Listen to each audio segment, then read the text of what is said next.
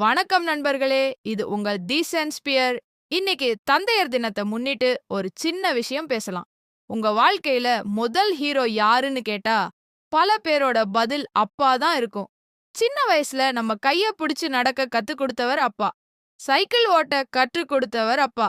நாம் விழுந்தாலும் மீண்டும் எழுந்து நிக்கணும்னு சொல்லிக் கொடுத்தவர் அப்பா. ஒரு விஷயம் கவனிச்சிருக்கீங்களா?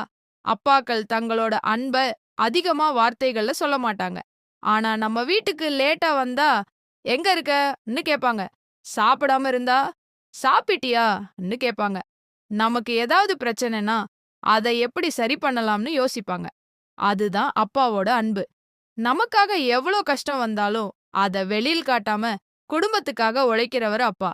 நம்ம கனவுகள் நிறைவேறணும்னு நினைச்சு தன்னோட ஆசைகளை கூட தள்ளி வைக்கிறவர் அப்பா. அதனால இன்னைக்கு ஒரு நிமிஷம் எடுத்துக்கோங்க. உங்க அப்பா பக்கத்துல இருந்தா அவரை கட்டிப்பிடிங்க.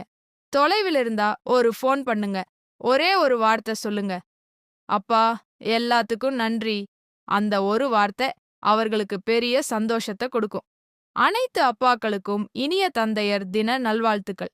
இந்த பதிவு பிடித்திருந்தால் தி சென்ஸ்பியர் பக்கத்தை பின்தொடருங்கள். மீண்டும் ஒரு சுவாரஸ்யமான பதிவில் சந்திப்போம். Stay tuned with the சென்ஸ்பியர்.